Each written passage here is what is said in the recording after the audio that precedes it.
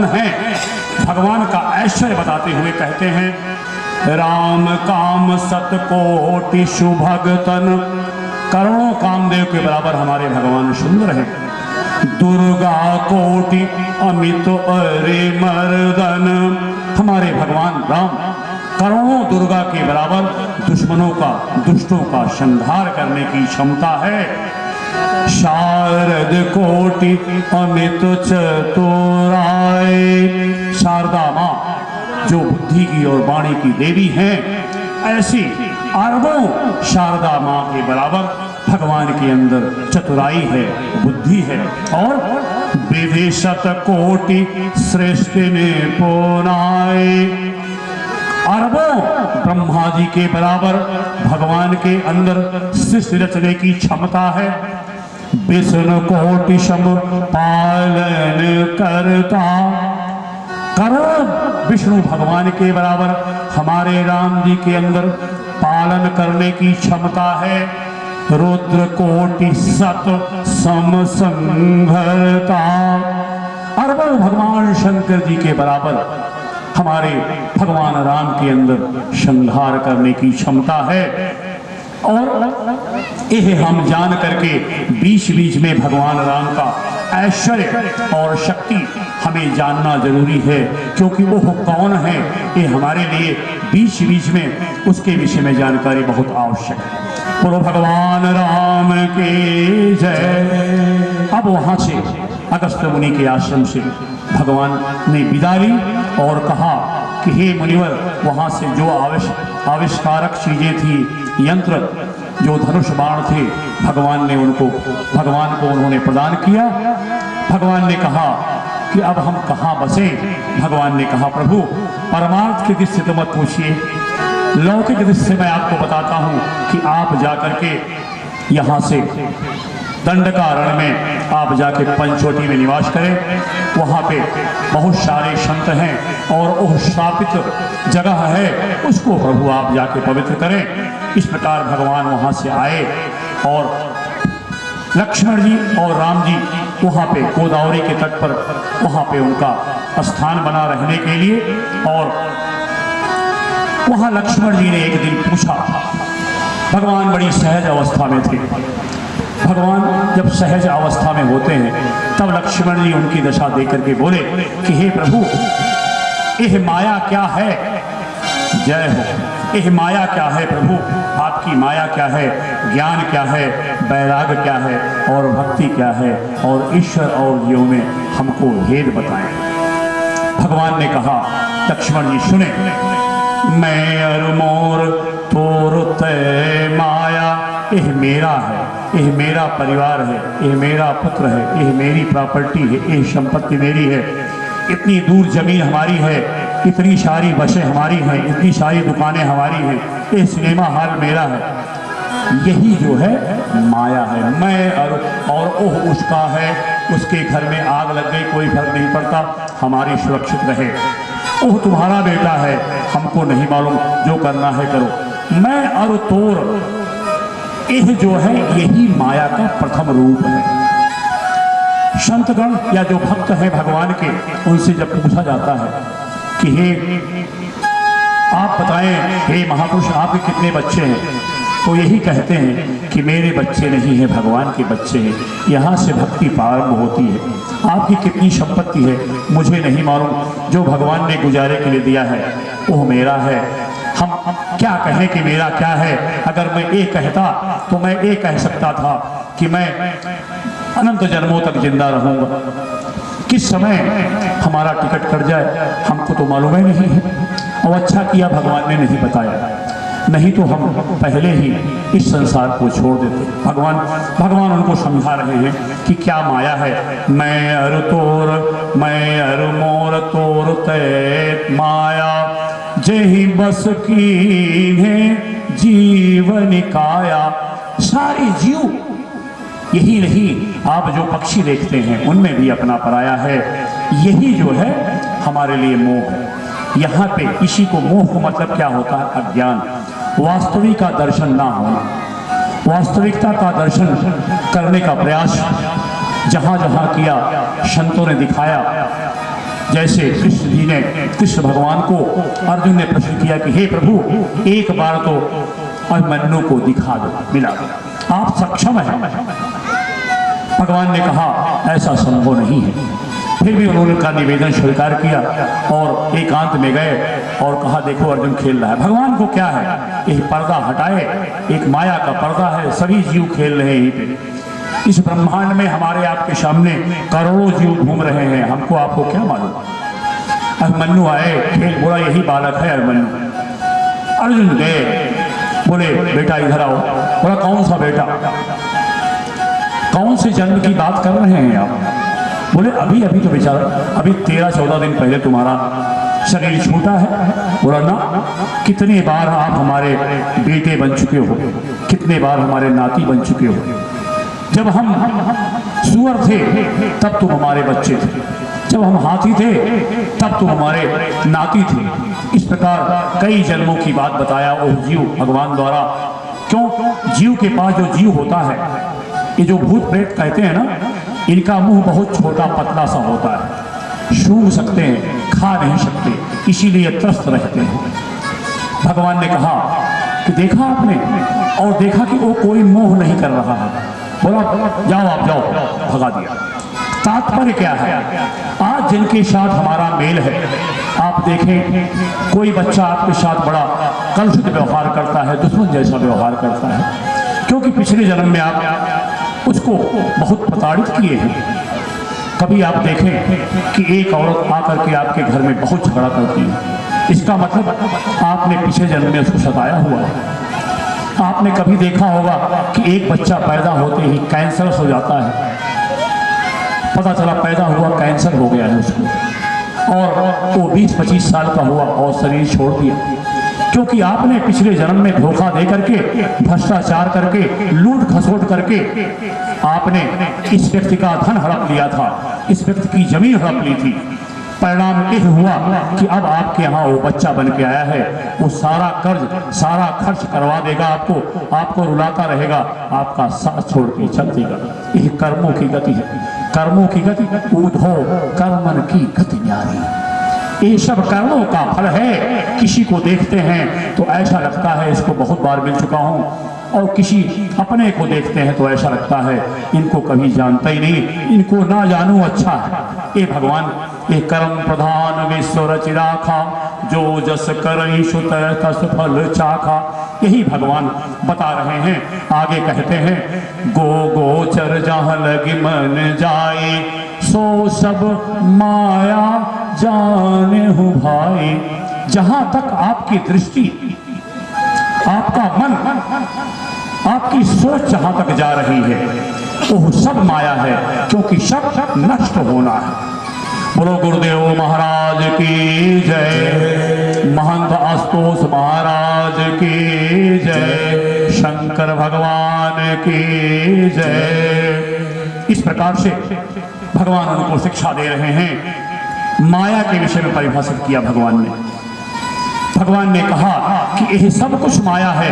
माया का तात्पर्य क्या है, यह भगवान बता रहे हैं कि जो आता है और जाता है, जिसका ठिकाना नहीं है। जैसे हमारा स्वप्न होता है, हम स्वप्न देखते हैं, एक दुनिया बसा लेते हैं। स्वप्न में एक रंग राजा बन जाता है, बड़े आनंद में रहता है, और एक राजा स्वप्न में भिखारी बन जाता है, वो बहुत दुखी होता है।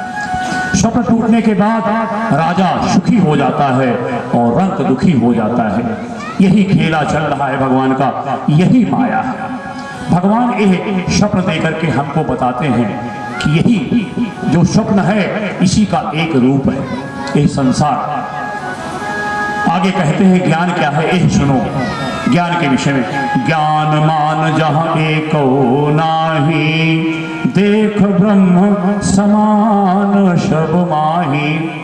भगवान कह रहे हैं जहां आपका अहंकार शून्य हो जाए, जहां आपका कर्तापन खत्म हो जाता है, हे लक्ष्मण, वही आपका ज्ञान है। आपके अंदर यह दृष्टि आ जाती है कि श्री राम मैं सब जग जानी, करहु प्रणाम जोरे जोग पानी। सबके अंदर भगवान का दर्शन होने लगता है। इसे कहते हैं ज्ञान। ज्ञानी मतलब निराकार ब्रह्म के उपासक। यह ज्ञान है कि ओह भगवान कण कण में, हर जीव जीव में, हर चर अचर चीज में समाया हुआ है। यह है ज्ञान। लेकिन यह अहंकार कर्ता भाव समाप्त होने पर भी हमको पता चलता है। आगे कहते हैं, कहिए तात, बैराग की परिभाषा दे रहे हैं, कहिए तात सो परम विरागी, तृण सम सिद्धि तीन गुण त्यागी। हे लक्ष्मण जी, वैराग्य क्या है? वैराग्य यह है कि समस्त संसार नीरस लगे, यहाँ तक कि सारी सिद्धियां उसकी चरणों में आके दासी बन जाएं, फिर भी उनको स्वीकार ना करे। यह नहीं कि घर से चले थे भजन को और ओटन लगे कपाश, जो जैसा कर रहा है वो भोगेगा, इसमें नहीं पड़ना है। अच्छा है बुरा है बचना है, निंदा जैसा कोई पाप नहीं है। पर निंदा शम अघन गरेशा, कहते हैं यह जो पर निंदा है इससे बड़ा कोई पाप नहीं है। बिना किसी कारण के अपने मन को लुभाने के लिए, मन के नचाने से हम नाचते हैं। क्या आप सोच रहे हैं कि जो यह व्यक्ति कह रहा है इसका मन उसके कंट्रोल में है? नहीं। लेकिन यह ज्ञान हो गया है कि निंदा बुरी है, तो हम परहेज कर सकते हैं। जब हमको डॉक्टर ने बता दिया, सतगुरु ने बता दिया, तब हम परहेज करेंगे तो हमको फायदा मिलेगा और मिलता रहेगा। कहते हैं बाबा, कहिए तात सो परम विरागी, तृण सम सिद्धि तीन गुण त्यागी। सतोगुण, रजोगुण, तमोगुण यह प्रकृति के हैं, इसके विषय में परवाह नहीं करता, भगवान की रजा में राजी रहता है, वही वैरागी है। आगे भगवान बड़ा ही ज्ञान है, यह भी एक रामलीला के नाम से जाना जाता है। अब भगवान माया, ईश और जीव के विषय में बता रहे हैं कि माया क्या है, ईश्वर क्या है, जीव क्या है। माया ईश न आप कहूँ, जान कही सो जीव। जीव कौन है?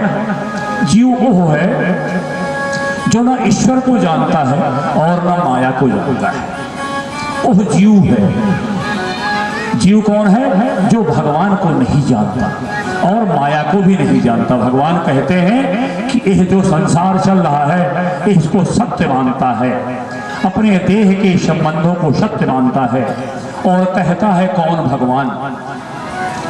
कर्जा लो, सरकार कर्जा माफ कर देगी, उसी को वोट देगी। कहने का तात्पर्य ना ईश्वर को मानना ना धर्म को मानना, ऐसे लोगों को जीव कहते हैं। भगवान कहते हैं और बंध मोक्ष पद सर्व पर, माया प्रेरक शिव शिव। और ईश्वर कौन है ये भगवान बता रहे हैं, जो माया और जीव को बंध और मोक्ष प्रदान करते हैं। बंधन और मोक्ष प्रदान करते हैं माया और जीव को, और जिनके इशारे से शारद दारुणारिशम स्वामी, राम सूत्रधर अंतर्यामी। भगवान ही सबके सूत्रधार हैं, भगवान ही हमारी बुद्धि को कंट्रोल करते हैं। कहते हैं भाई सत्पुरुष हो गया, ये भगवान की कृपा है। भाई दुष्ट हो गया, यह भी भगवान की कृपा है, क्योंकि नरक में कौन जाएगा? लोग मांसाहार करते हैं, उस मुर्गे ने क्या बिगाड़ रखा है किसी का? उस बकरे ने क्या बिगाड़ रखा है? वो बेचारा तो घास खा के अपना जीवन पालन कर रहा है। वो मुर्गा या मुर्गी जा करके गंदी नालियों से भोजन करती है, क्या बिगाड़ रखा है? कौन सा हमारा नुकसान कर रहा है? उसके शरीर को हम खाते हैं और कहते हैं हम बलिष्ठ हो जाएंगे। कैसे बलिष्ठ हो जाएंगे? आप 30-35 साल में मांसाहारियों की दशा देखें, आप तरह तरह के रोग हो जाएंगे। इससे बचना है, क्योंकि यह कहा रहे हैं, भगवान यही कह रहे हैं कि सब में मैं हूं, मुझे काट रहे हो तुम, यह समझो। लोग कहते हैं भैया अंडा वेजिटेरियन है, अंडा शुद्ध शाकाहारी है, ऐसा ऐसा तर्क देते हैं लोग। अरे वो माँ का गर्भ है, वो मुर्गी का, वो मुर्गी देवी का गर्भ है, उस गर्भ से मुर्गा निकलता है, मुर्गी निकलती है। ये कह रहे हैं कि सब में भगवान देखने का प्रयास करो, नहीं तो यही माया है, वो कहलाती है कि इसको कहो वेजिटेरियन है, शाकाहारी है। इस प्रकार से यहाँ से भगवान अपनी लीला और इस प्रकार उनको उपदेश दिए और इसी बीच उपदेश दे रहे थे। तभी इसी बीच में कहा, इसी बीच में जब देखा कि अब लक्ष्मण जी की स्थिति बड़ी बैरागी हो गई है, तब कहा अब हम इनको फार्मूला बता देते हैं, यह इनको समझ में नहीं आया होगा। ये ब्रह्म ज्ञान की बातें मैं और तेरे की बातें जल्दी समझ में नहीं आती, यह ब्रह्म ज्ञान बड़ा नीरस है। तब उन्होंने मोड़ दिया। क्या मोड़ा? भगति तात अनुपम सुख मूला, भगति तात अनुपम सुख मूला, भगति तात अनुपम सुख मूला, भगति तात अनुपम सुख मूला, मिले जो संत ही अनुकूला, मिले जो संत ही अनुकूला। बोलो सतगुरु महाराज की जय। एक ही दरवाजा है, भगवान कह रहे हैं, बिना संतों की कृपा से आपके अंदर भगवान, आपके अंदर कुछ समझ में नहीं आएगा। और इससे भी जो वो सत्संग कर रहे हैं, उस सत्संग से सब समझ में आता है। हमारे भ्रम को दूर करने का एक ही तरीका है सत्संग। अगर सत्संग मिल रहा है, संतों का संग मिल रहा है, तब समझ लो आपका उद्धार निश्चित है। अब यहाँ प्रश्न होता है किसको संत माने, किसको असंत माने। तो यह कहा जाता है कि भगवान शंकर जी की आराधना करें, वही संत रूप में आएंगे। अगर आपकी अभिलाषा है कि मुझे पुत्र प्राप्त हो जाए, तो उसके हिसाब से आपको संत मिलेंगे जो आपको पुत्र प्राप्त कराएंगे। अगर धन की अभिलाषा है तो धन प्रदान करने वाला आपको मिलेगा। लेकिन अगर आपको भगवान की चाहत है तो भगवान शंकर स्वयं सतगुरु बनकर के आ जाएंगे। ऐसे परम कृपालु भगवान शंकर को बार बार नमन।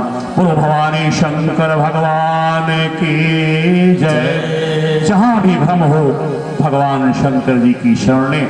और संतों के विषय में बहुत ही सुंदर यह गीत है, आप इसके जरिए आप समझ जाएंगे संत का और सत्संग का क्या महत्व है। संतन के संग लागे रे तेरी अच्छी बनेगी, संतन के संग लागे रे तेरी अच्छी बनेगी, अच्छी बनेगी तेरी बिगड़ी बनेगी, अच्छी बनेगी तेरी बिगड़ी बनेगी, अच्छी बनेगी तेरी बढ़िया बनेगी, अच्छी बनेगी तेरी बढ़िया बनेगी। संतन के संग लागे तेरी अच्छी बनेगी, संतन के संग लागे तेरी अच्छी बनेगी। ध्रुव जी की बन गई प्रहलाद हो की बन गई, ध्रुव जी की बन गई प्रहलाद हो की बन गई, ध्रुव जी की बन गई प्रहलाद हो की बन गई, ध्रुव जी की बन गई प्रहलाद हो की बन गई। सबरी सबरी सबरी के जाने भाग रे तेरी अच्छी बनेगी, सबरी के जग गयो भाग रे तेरी अच्छी बनेगी।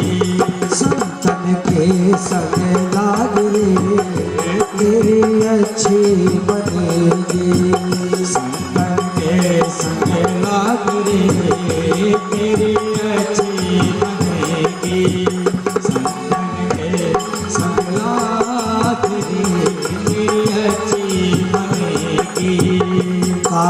से कोई हंस बनावे, कागा से तुम्हें हंस बनावे, कागा से तुम्हें हंस बनावे, कागा से तुम्हें हंस बनावे।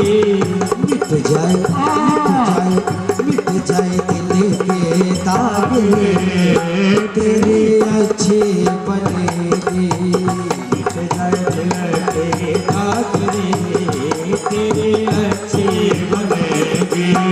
संतन के संग लागे, तेरी बनेगी। कागा से तुम्हें हंस सागर के संग भक्ति बढ़ेगी, संतन के संग भक्ति बढ़ेगी, संतन के संग भक्ति बढ़ेगी, संतन के संग भक्ति बढ़ेगी। हाँ भक्ति बढ़ेगी, हाँ भक्ति बढ़ेगी, भक्ति बढ़ेगी।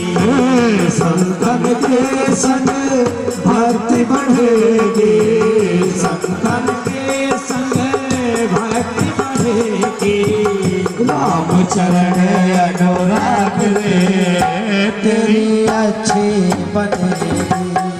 राम चरण अनुराग रे, तेरी अच्छी बनेगी। संतन के संग लाग रे, तेरी अच्छी बनेगी। कहत कबीर सुनो भाई साधो, कहत कबीर सुनो भाई साधो, कहत कबीर सुनो भाई साधो, कहत कबीर सुनो भाई साधो। होए तेरो बड़ भाग रे, बड़े अच्छे बनेगी। तेरो बड़ो भाग रे, तेरी अच्छी बनेगी।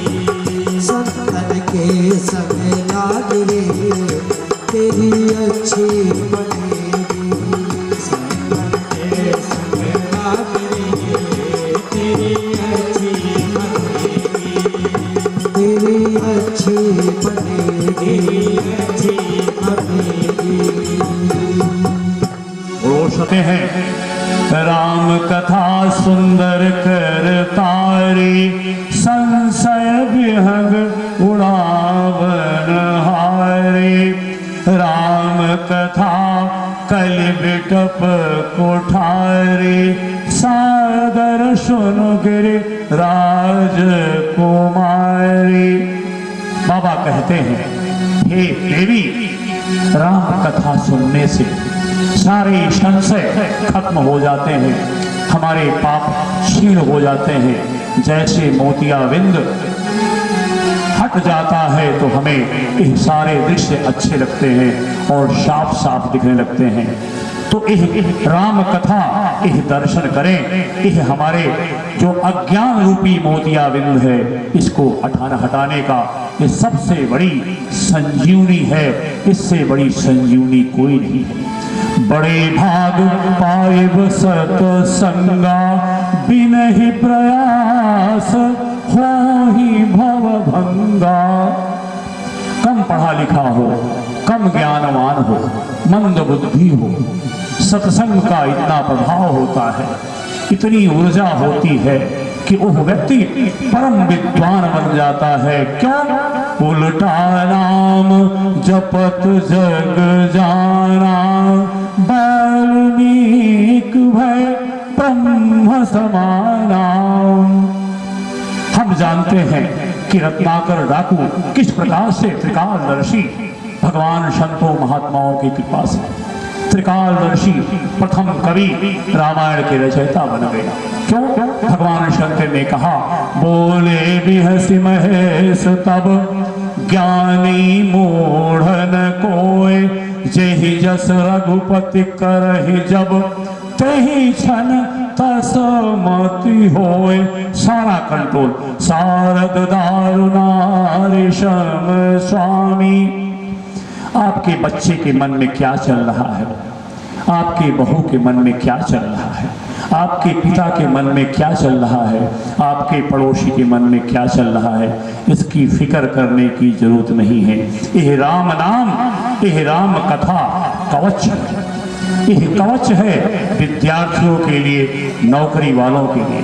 लेकिन जो व्यक्ति भ्रष्टाचार से युक्त अपने बच्चों को भोजन कराते हैं, निश्चित रूप से स्वयं नरक के गामी और उनके बच्चे भी नरक के गामी होंगे। इसको नोट करके हमको रोज जीना है। यह एक जगह नहीं, कई जगह। एक वृत्तांत बताता हूँ। एक बार एक सेठ ने नानक साहब को निमंत्रित किया। उसी गांव में एक उनका भक्त बढ़ई रहता था। नानक साहब उस सेठ के यहाँ नहीं गए और बढ़ई के यहाँ गए और बोले कि आपके यहाँ भोजन करूंगा, जो भी रूखा सूखा होगा। आप जानते हैं नानक साहब एक बहुत ही उच्चतम कोटि के संत भगवत स्वरूप थे। और वहाँ पे जब आया सेठ, बोले हमारे यहाँ मालपुआ रखा हुआ है, सब कुछ रखा हुआ है, आप हमारे यहाँ क्यों नहीं आए? बोले यहाँ आपके यहाँ आने हमारी इच्छा नहीं। बोले नहीं, आप हमारी तौहीन ही कर रहे हैं। बोला ठीक है, एक काम करो, अपने घर से आप भोजन मंगवाओ। और जो उस बढ़ई संत के यहाँ, संत बढ़ई के यहाँ जो रोटी थी, दोनों को मंगाया। जब उस संत बढ़ई का जब रोटी ऐसे दबाया, मीजा, तो उसके अंदर से दूध निकलने लग गया। और जब सेठ के जब रोटी को दबाया, उसके अंदर रक्त निकलने लग गया। कहने का तात्पर्य है कि हम किसी का शोषण करते हैं तो आने वाला समय हम त्राहि करेंगे और कोई भी बचाने वाला नहीं है। यही राम कथा और श्रीमद् भागवत और समस्त ग्रंथ हमको बतलाते हैं। इसके बाद यह सारी कथा चल ही रही थी। जैसे कथा समाप्त हुई, माया रूपी नागिन शूर्पणखा के भेष में वहां आ गई। हमेशा यही होता है, सत्संग के बाद हमें माया रूपी नागिन इसके कॉम्प्लेक्स के बाहर, इसके बाहर जाने के बाद तो माया रूपी नागिन बोलेगी अभी वो करना है, वो करना है। जो स्मरण करना है, जो चिंतन करना है, उसको हर लेती है। यही इसीलिए हम रोज कथा सुनते हैं, उसका लाभ क्यों नहीं मिलता? उस पर विचार करें, स्वाध्याय करें, संतों का संग करें। आप विश्वास माने, आप सबसे उत्तम गृहस्थ होंगे अगर आप भगवान के भक्त हैं। नहीं तो आप अवसरवादी गृहस्थ हैं। जो अच्छा है उसके साथ लग गए, जो धनवान है उसकी चमचागिरी करने लग गए, गरीबों का तिरस्कार करने लगे, अमीरों की प्रशंसा करने लगे। इन चीज़ों में जिसकी प्रशंसा करना है वो काम रुक जाता है। यह संकेत दिया, तब तक शूर्पणखा आई और शूर्पणखा ने कहा, प्रस्ताव रखा श्री राम जी से कि आप जैसा सुंदर मैंने तीनों लोक में नहीं पाया।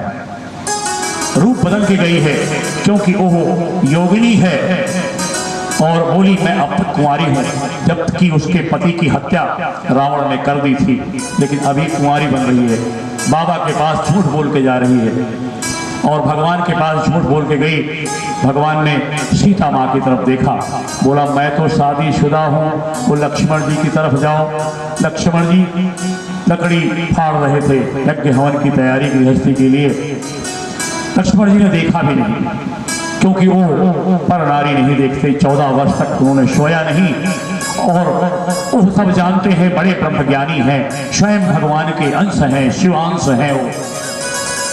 और उसके बाद बोला हम तो सेवक हैं, क्या करोगी हमारी बन करके? मालिक हैं वो, बादशाह हैं। इसी के दौरान उसको क्रोध आया, बोला अच्छा है। बोला अब तक आज तक मुझे कोई पसंद नहीं आया, पहले व्यक्ति हो जो थोड़ा पसंद आया हो। ऐसे ठगने गई। भगवान का वचन है, जो नर हो ही चराचर द्रोही, आवे सब शरण तक मोही, तजे मद मोह कपट छल नाना, करहु सदत ही साधु समाना। ये भगवान का वचन है कि मेरे सामने अगर बड़े से बड़े पापी हो, छल कपट छोड़ करके आओगे, अहंकार छोड़ करके आओगे, तो मैं वादा करता हूं आपको तुरंत अत्यंत पापाचारी को साधु बना दूंगा। ऐसा कारखाना है हमारे भगवान राम। ऐसे भगवान राम को हम बार बार नमन करते हैं। इस प्रकार सारी बातें हुई, लक्ष्मण जी को इशारा किया, लक्ष्मण जी ने उसका नाक कान काट लिया। यह जो शूर्पणखा है, यह रावण की सगी बहन नहीं है। रावण सिर्फ दो भाई हैं, रावण और कुंभकर्ण। दूसरी पत्नी से विभीषण और त्रिजटा है, जो भगवान, ये दोनों भगवान के भक्त हैं। और तीसरी पत्नी से यह खरदूषण, तीसरा और वाली, ये सारे जितने हैं उनकी बहन है। इस प्रकार बाप एक है, माँ अलग अलग है। बाप कौन है? विश्रवा, विश्रवा मुनि, जो पुलस्त जी के पुत्र हैं। उत्तम कुल पुलस्ति करनाति, और इन तीनों ने छल करके, भेष बदल करके, मुनि को छल करके उनसे विवाह किया और धोखा दे करके कि ब्रह्मपुत्र होगा, वो बहुत बलवान होगा और पूरे संसार का वही विनाश कर सकता है, वही हमारे राक्षसी हिसाब से कार्य कर सकता है। ये छल करके कार्य किया गया विश्रवा मुनि के साथ। उसका परिणाम आप ये देख रहे हैं, सुन रहे हैं रोज। अब शूर्पणखा ने नाक कान काट लिया। वहां से रोती हुई अपने भाई के पास गई, जो खरदूषण है, और तीसरा है वली, खरदूषण तीसरा, और तीसरा, तीन भाई हैं और 14,000 सेना है उनकी। भगवान ने लीला करी, सीता जी को और लक्ष्मण जी को कहा कि आप यहाँ से चले जाओ एक गुफा में, अब कुछ लीला देखो। वहाँ से वो आया कि इन बच्चों को मार दो, और ये जो सुना है कि वो जो इनकी पत्नी है बहुत ही सुंदर है, उसका अपहरण कर लेते हैं। यही शर्त रखा भगवान के सामने। भगवान ने कहा कि आप युद्ध करो, बकवास मत करो। भगवान ने माया रची, खरदूषण, और इस प्रकार खरदूषण सब पूरी सेना के साथ आए। भगवान ने ऐसा हिसाब रखा कि सारे मुनि देख रहे हैं कि इतनी 14,000 सेना, भगवान अकेले हैं। सुर मुनि सभय प्रभु देखी माया नाथ अति कौतिक कियो। एक कौतुक किया जब देखा कि सारे मुनि संतगण परेशान हैं, जो पहले से ही इसके द्वारा शोषित हैं, इनके कई लोगों को खा गए हैं, ऐसे राक्षस बहुत बलवान हैं। भगवान ने क्या लीला रची? देख ही परस्पर राम करी संग्राम रिपु दल लर मर्यो। पहले तीनों को पहले मार दिया, खरदूषण और तीसरा को। उसके बाद भगवान ने 14,000 रूप बना लिए, और सब रूप वो सब एहराम समझ करके एक दूसरे को मार करके समाप्त हो गए, और थोड़ी देर में यह युद्ध समाप्त हो गया। बोला भगवान राम के जय। ये देख करके सब आश्चर्यचकित हुए, और फिर सीता जी लक्ष्मण जी वहां आए, और यही समाचार लेकर के रोती हुई भागती रावण के पास गई, और रावण के दरबार में जाकर के डांटने लगी कि तुम जो है शराब पी करके मतवाले रहते हो, इधर उधर सब कितनी शादी कर लिए हो। तो बताया देव दनुज नरनाग, सबकी कुंवारियों को, उनकी लड़कियों को उसने अपनी पत्नी बना लिया। रावण ने चारों तरफ अत्याचार कर रखा है। फिर रावण ने क्या सोचा? खरदूषण मोहिषम बलवंता, तिन्हि कुमार ही बिनु भगवंता। वो हमारे समान तपस्वी थे, हमारे समान उनको वर मिला था। निश्चित रूप से लगता है ब्रह्म का अवतार शरीर रूप धारण कर लिया है, एक समय में उसके मन में आया। आगे अब उसने सोचा, लगता है अवतार हो गया। सुररंजन मंजन भई भारा, जो भगवंत लीन अवतारा। सोचता है कि अगर भगवान ने अवतार लिया है, मैं तामस देह में हूँ, तपस्या होती नहीं, तब मैं क्या करूँगा? तो मैं जाई बैरु हठ करहूँ, प्रभु सर प्राण तजे भवतरहूँ।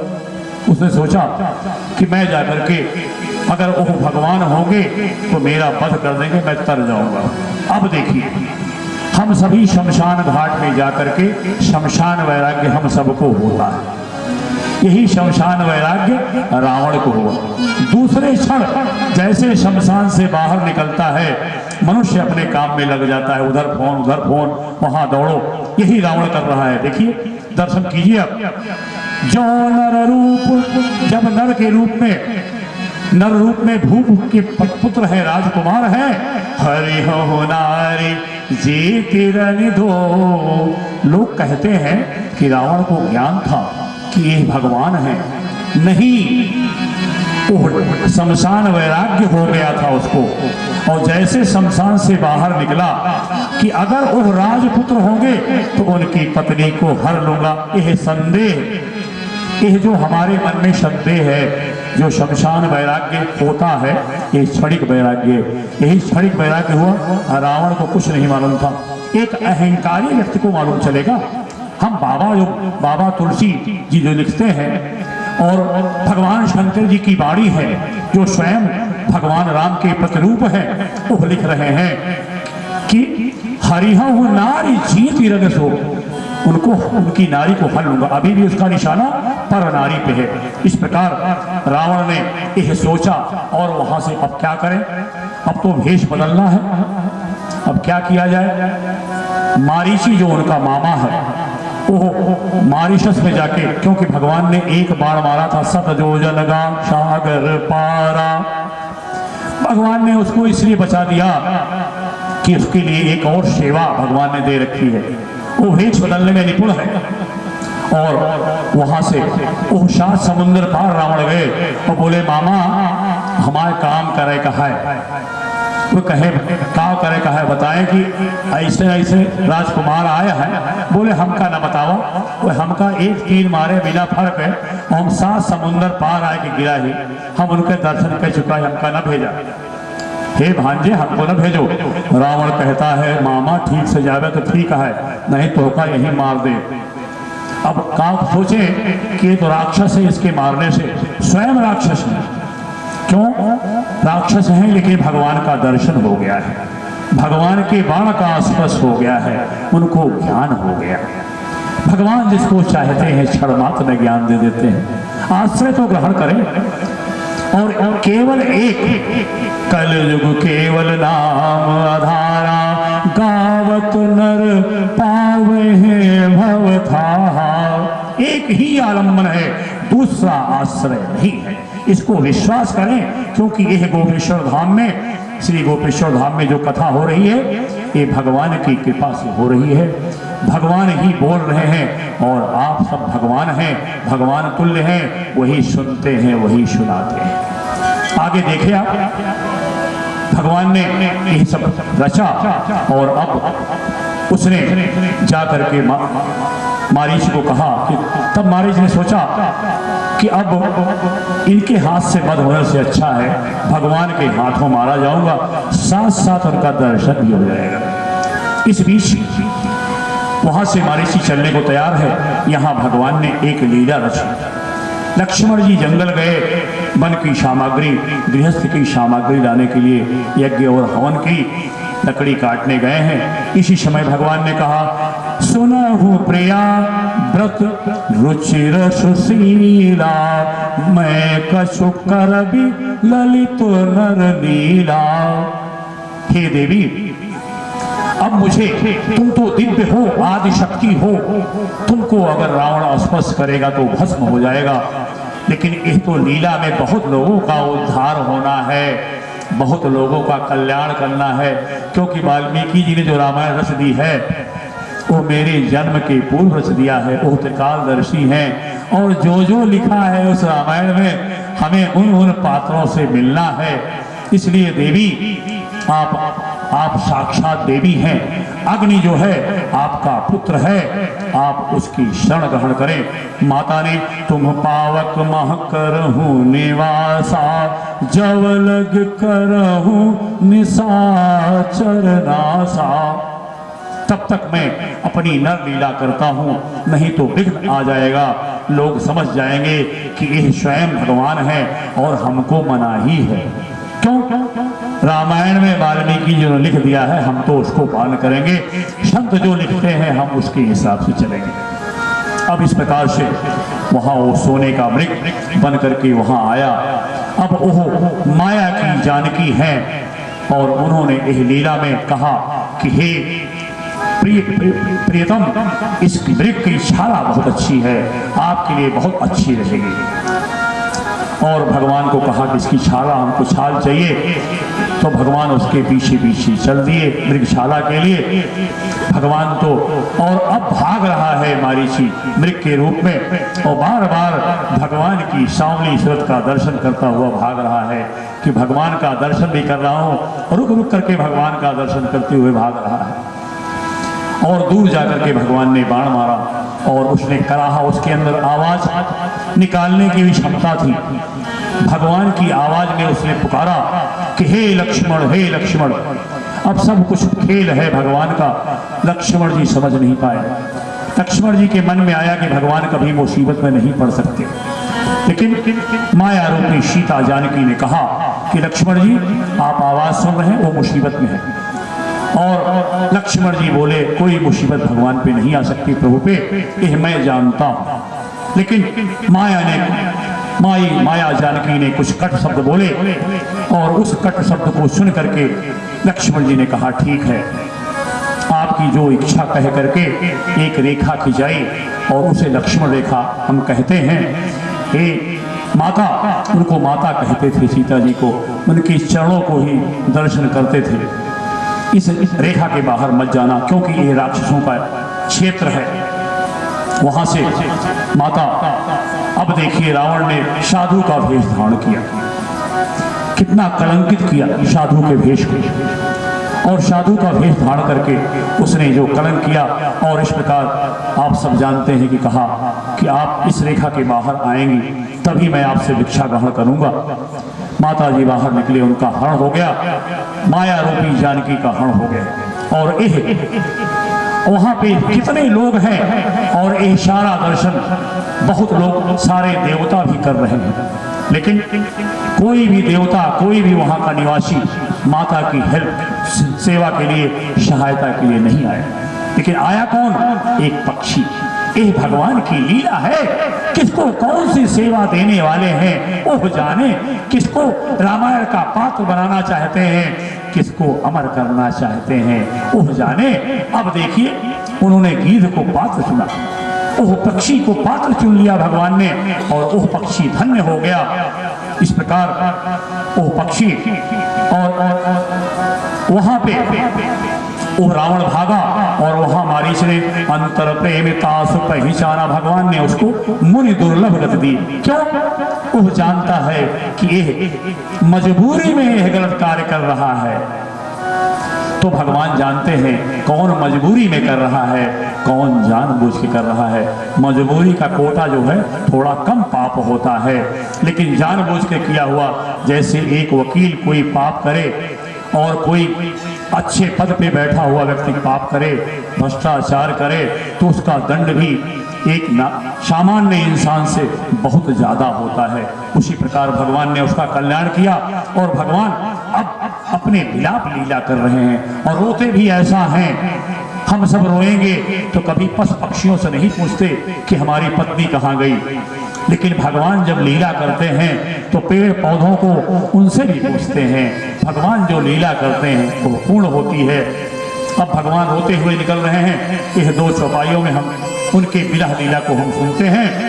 हे खग मृग, हे मधु के सेनी, हे खग मृग, हे मधुकर सेनी, हे खग मृग मधुकर सेनी, तुम देखो सीता मृग नैनी। रो रहे हैं भगवान मधुकर को, मधु के देख करके, चिड़ियों को देख करके भगवान विलाप कर रहे हैं। यही विधि खोजत बिलपत स्वामी, मनहु महाबिरही अति कामी।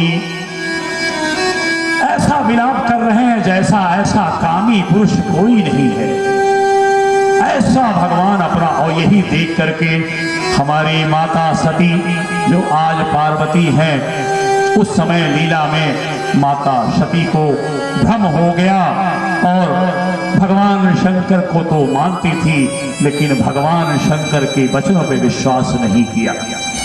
हम रामायण को मानते हैं, राम जी को मानते हैं, लेकिन राम जी के वचनों को नहीं मानते। इसलिए हमको रोज रोज रामायण पाठ करने के बाद भी, भगवत गीता का पाठ करने के बाद भी हमको आनंद नहीं मिल रहा है। क्यों? उसका कारण यही है कि हम उनके वचनों को, संत महात्मा कहते हैं, राम जी कहते हैं, सारे महापुरुष कहते हैं कि भगवान को मानो तो ठीक है, लेकिन उनके वचनों को मानो। उनका खाली मूर्ति पूजन से काम नहीं चलेगा। जो आपको यह दुर्लभ राम कथा भगवान शंकर ने तुलसी जी को माध्यम बना करके हमको प्रदान की है, उसमें भगवान के वचन हैं, बहुत अमूल्य वचन हैं। पाठ करना नहीं, पाठ करिए अच्छा है, ना करने से अच्छा है, लेकिन उन वचनों पे चलिए जो भगवान ने उसमें रखे। स्वयं भगवान शब्द रूप विग्रह में है, शब्द विग्रह के रूप भगवान राम इसमें उपस्थित हैं, भगवान शंकर उपस्थित हैं, भगवान शंकर जी। अब देखिए आगे गीध जो है उनसे लड़ गया और बहुत देर युद्ध हुआ और कहा कि हे बेटी चिंता मत करो, इस राक्षस को मैं मार दूंगा।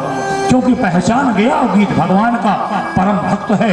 कुछ कारण से कुछ छीण हो गई तपस्या, वो गीध बन गया, लेकिन प्रारब्ध बस उसको सब याद है।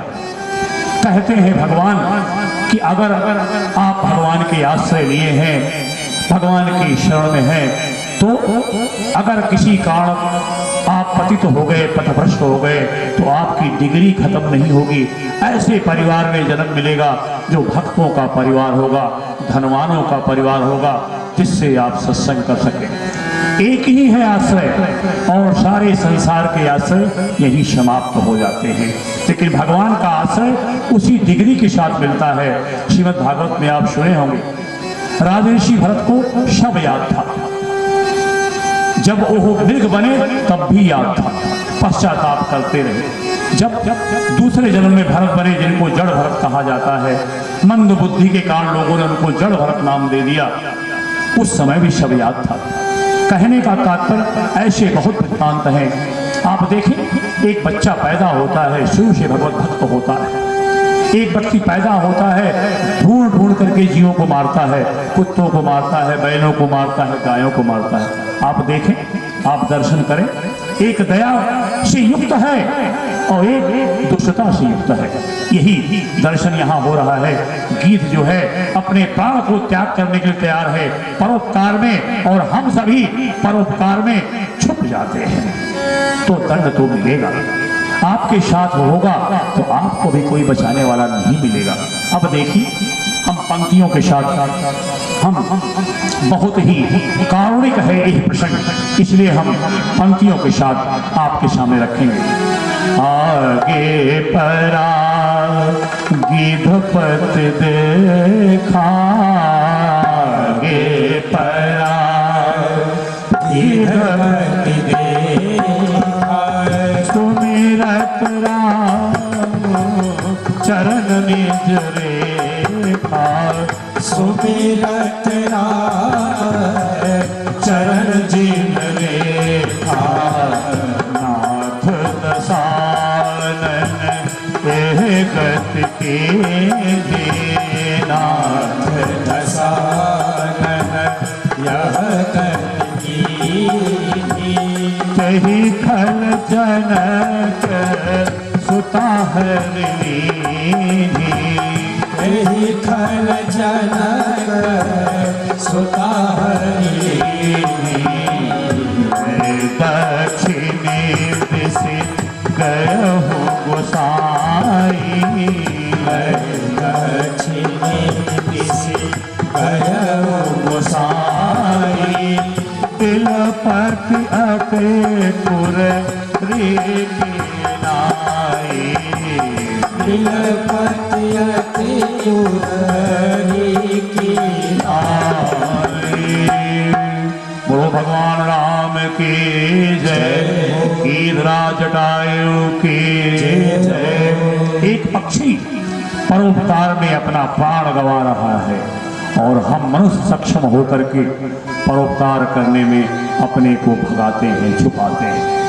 तो भगवान एक कह संदेश दे रहे हैं इस प्रसंग के माध्यम से कि वह पक्षी है लेकिन पर नारी की रक्षा के लिए अपने प्राण त्याग दिए, और हम दूसरे की लड़कियां परेशान हो रही हैं और दूसरे की बहु बेटियां परेशान होती हैं, तो हम छुप जाते हैं, कहते हैं जैसा किया है भोगेगी।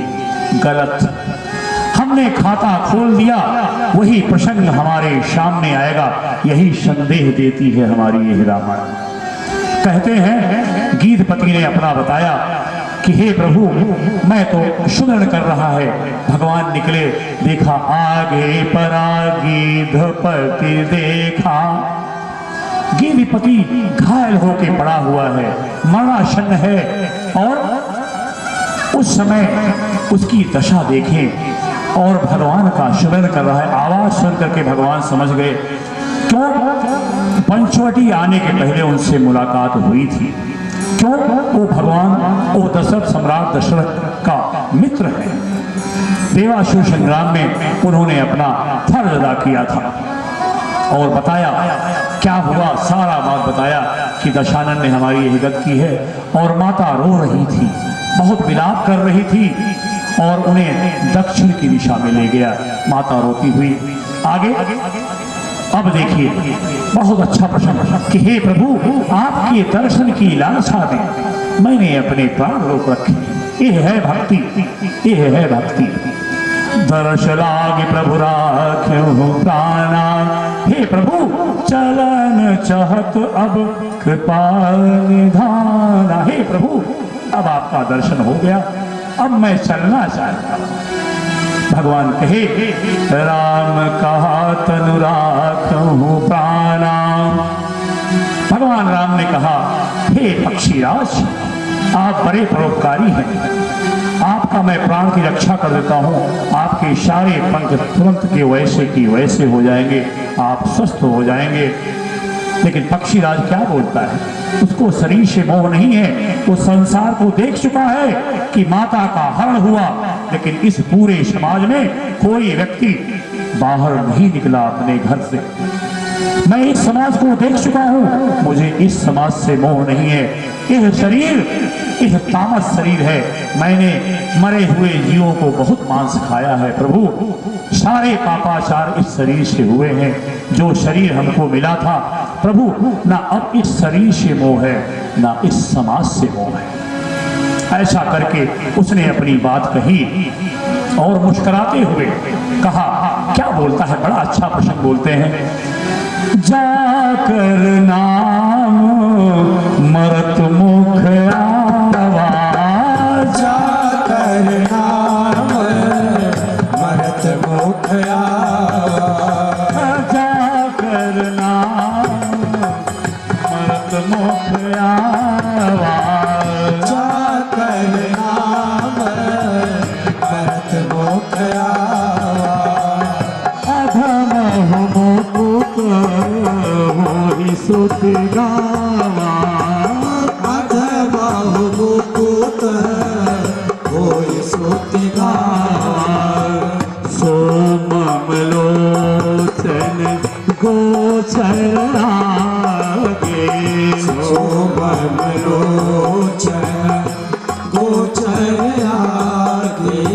राखहु प्राण नाथ के आगे, राखहु प्राण नाथ के आगे। पक्षीराज बोलते हैं कि हे प्रभु, मैंने शरीर को देख लिया, करुणा के सागर हमारे सामने हैं, और आप कह रहे हैं कि इस शरीर की, गंदे शरीर की, जो कभी जवान था, उड़ करके सूर्य के पास जाना चाहता था, और अब इस बुढ़ापे में चल भी नहीं सकता, फिर भी हमने कसम दिलाई कि हे पंख, अब तक तुमने शिकार करने के लिए उड़े हो, आज आज इस देवी की रक्षा के लिए उड़ो।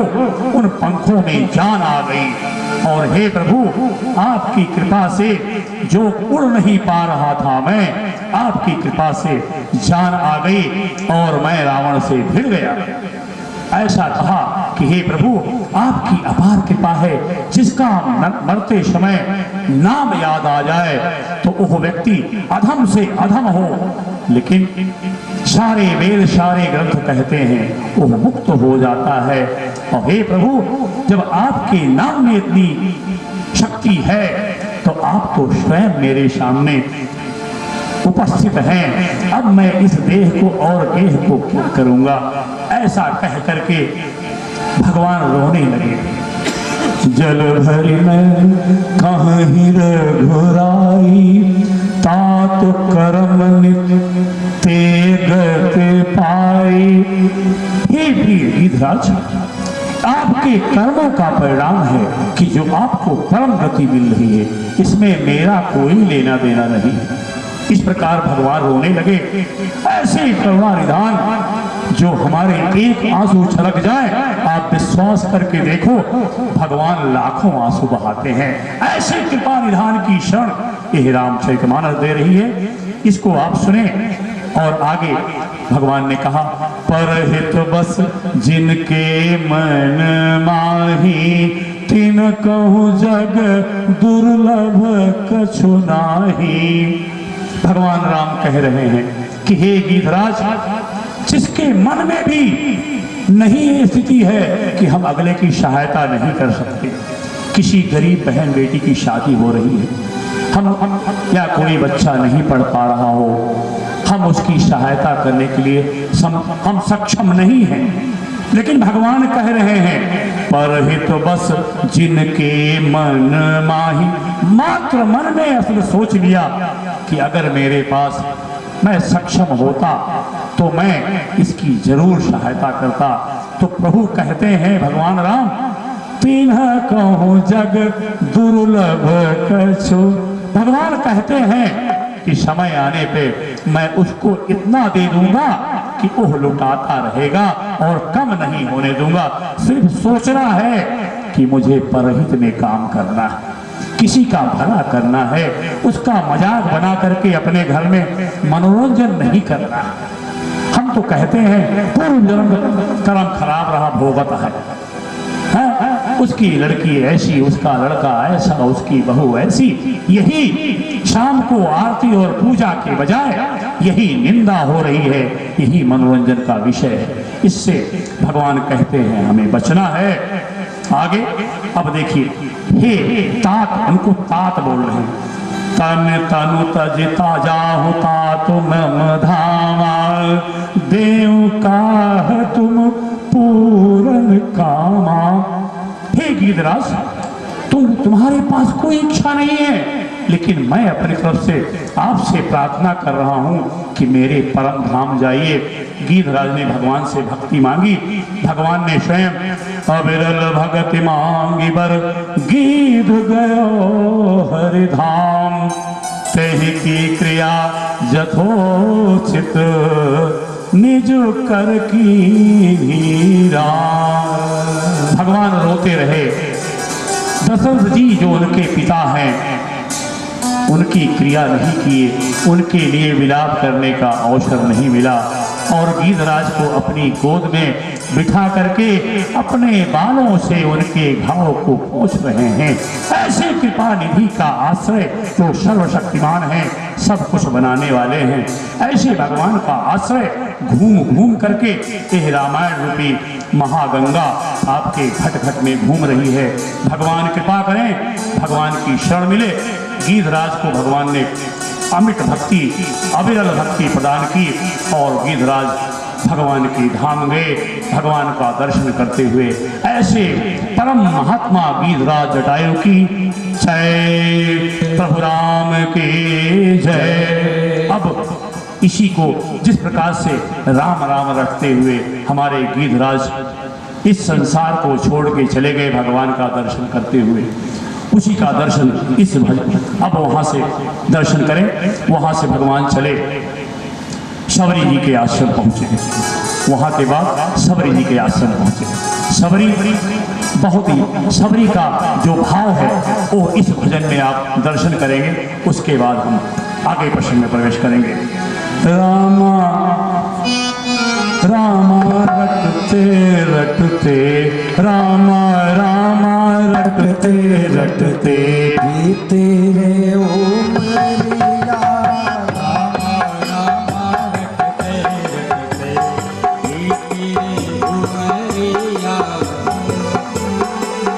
रामा रामा रटते रटते भी तेरे उमरिया, रामा रामा रटते रटते भी तेरे उमरिया। रघुनंदन तुम कब आओगे दास की डगरिया, रघुनंदन तुम कब आओगे दास की डगरिया। रामा रामा रटते रटते भी तेरे उमरिया, रामा रामा रटते रटते भी तेरे उमरिया।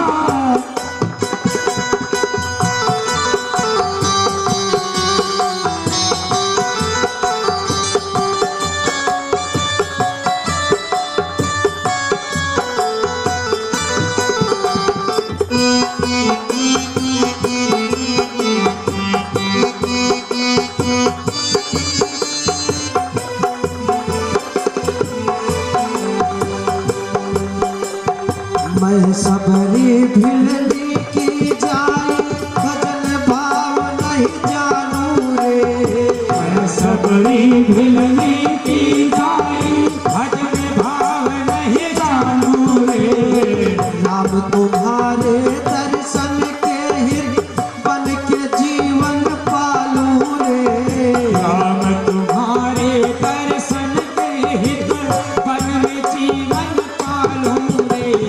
चरण कमल से निर्मल कर दो, चरण कमल से निर्मल कर दो दास की झोपड़िया। रामा रामा रटते रटते भी तेरे उमरिया, रामा रामा रटते रटते भी तेरे उमरिया।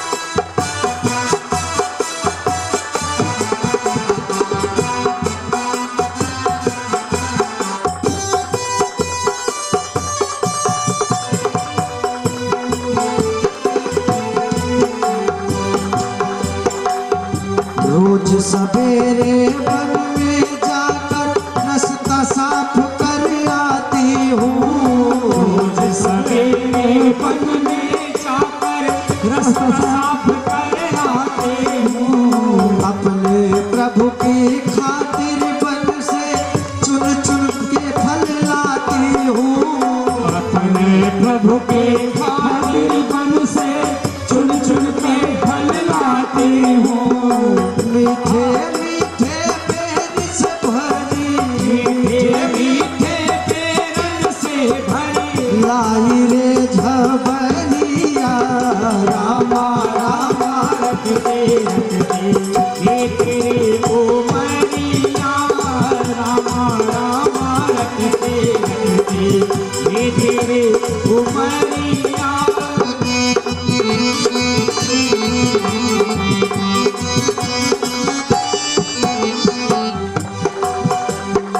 सुंदर श्याम सलोनी सूरत नैनन बीच बसाऊंगी, सुंदर श्याम सलोनी सूरत नैनन बीच बसाऊंगी।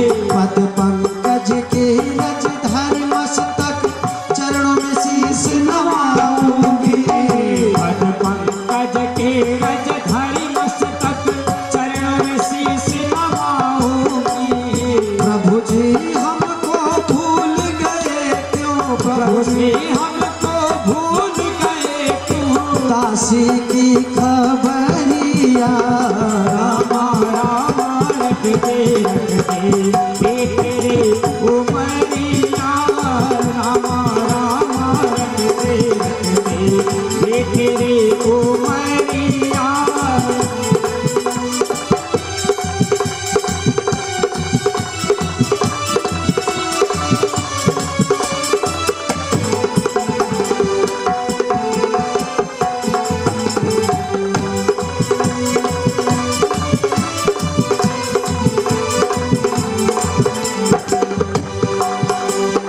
नाथ तुम्हारे दर्शन के हे अब लायक नारी है नाथ तुम्हारे दर्शन के हित मैं अब लायक नारी हूँ दर्शन बिन बोलना तरसे दिल की बड़ी दुखियारी हूँ दर्शन बिन तो मैं ना तरसे दिल की बड़ी दुखियारी हूँ मुझको दर्शन दे दयामय मुझको दर्शन देव दयामय डाली में नजरिया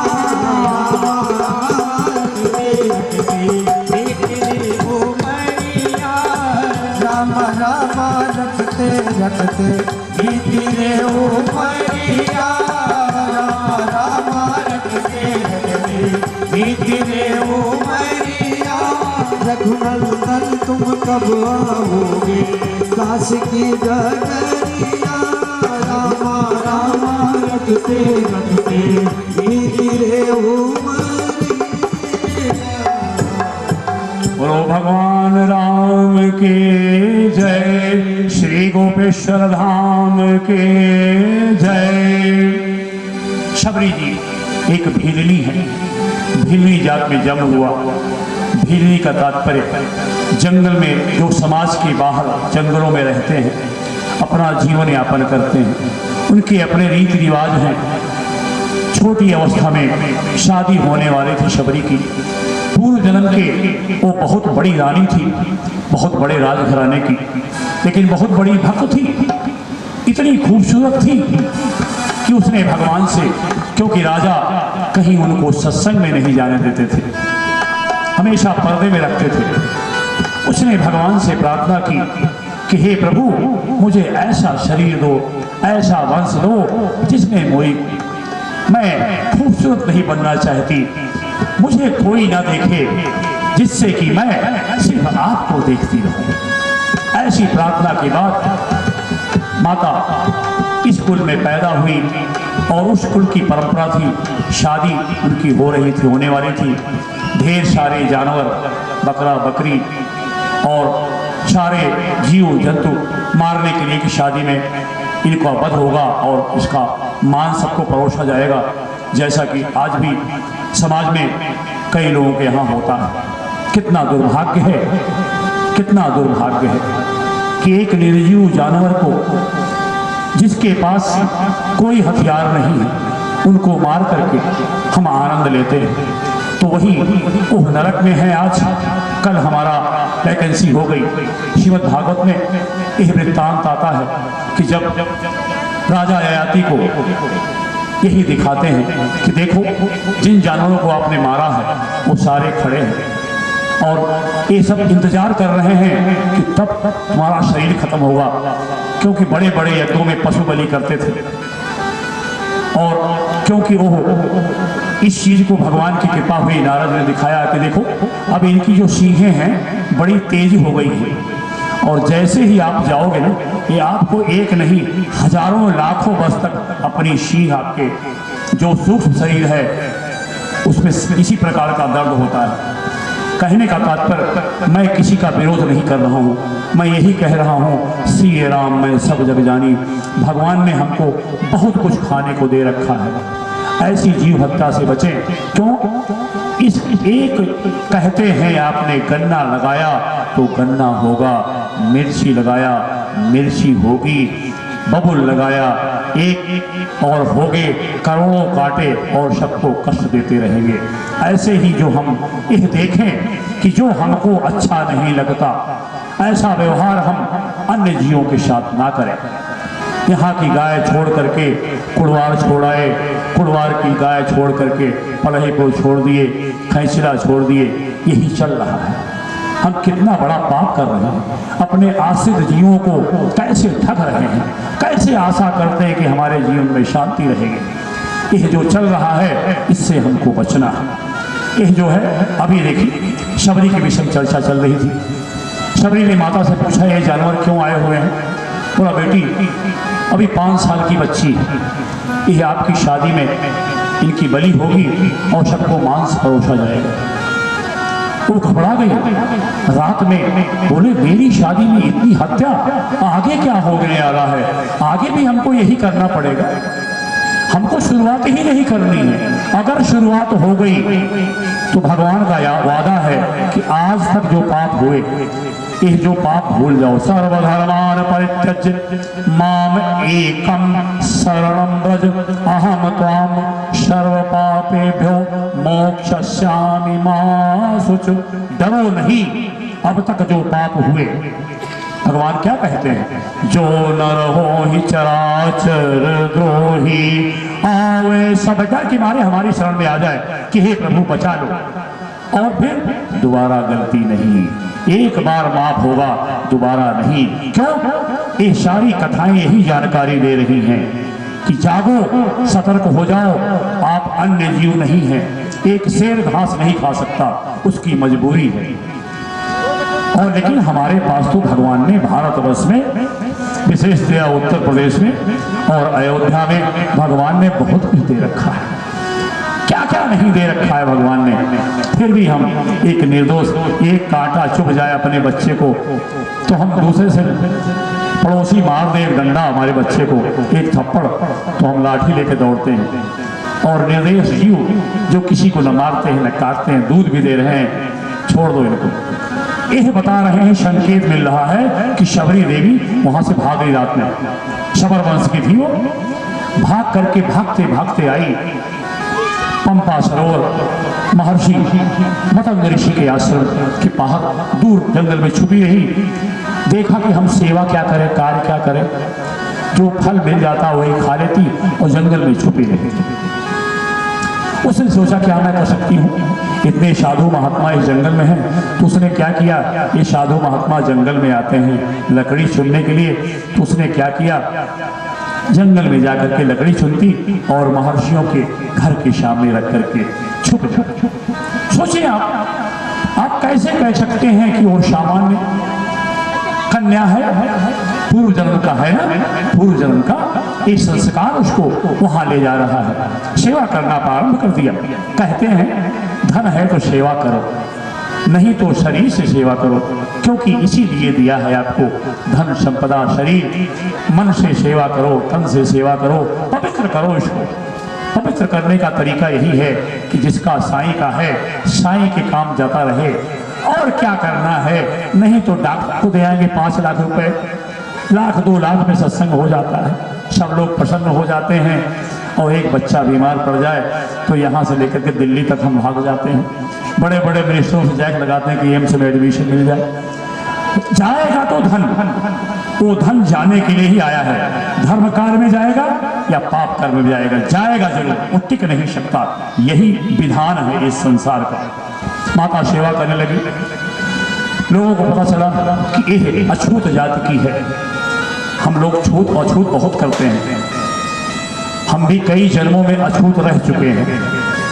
और आगे अगर हम अछूत अछूत कह के तिरस्कार करते रहे तो निश्चित रूप से हम अछूत भी होंगे और अपाहिज भी होंगे। क्यों? एक लगाएंगे तो सैकड़ों उत्पन्न होता है ना, एक बुरा करेंगे तो सैकड़ों उत्पन्न होगा। तो एक जन्म हम तिरस्कार करेंगे और तो हमको हजारों जन्म मिलेंगे और झेलते रहेंगे। तो यहाँ पे वहाँ के जो पंडितगण थे, जो निवासी थे, वो तिरस्कार करने लगे, ये अछूत है, इसकी लकड़ी जो लाई है इसको हम नहीं छुएंगे, ये पापनी है। तिरस्कार की। महर्षि मतंग को पता चला, वो भगवान के बड़े भक्त। उन्होंने बुलाया कि कन्या तुम मेरी बेटी हो, आज इस आश्रम में रहो। और बच्चे से लेके बुद्धि हो गई, अब चल नहीं सकती। श्रद्धा देखिए, गुरु ने प्राण त्यागने के पहले कहा, बेटी मैं तो इस संसार को छोड़ के जा रहा हूं, लेकिन मैं आपको कह के जा रहा हूं, भगवान स्वयं आपको दर्शन देने आएंगे। इसे कहते हैं श्रद्धा और विश्वास। श्रद्धा और विश्वास, पहले श्रद्धा हुई, फिर गुरु की कृपा हुई, फिर विश्वास हो गया, और इस विश्वास से जीवन बिता दिया। और रोज भगवान की प्रतीक्षा करती कि गुरु का वचन कभी मिथ्या नहीं हो सकता। एक दिन भगवान, आपने भजन सुना, उस भजन में उसकी अपनी भावनाएं व्यक्त हुई। अब एक दिन भगवान सामने उसके प्रकट हो गए।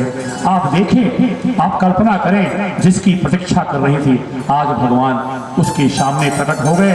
और ऐसा देखते ही आप कल्पना करें, दर्शन करें, सबरे देख राम देह आए, मुनि के बचन समुझिए भाई, सरस जलोचन बाहु विशाला, जटा मुकुट सिर उर्वन माला,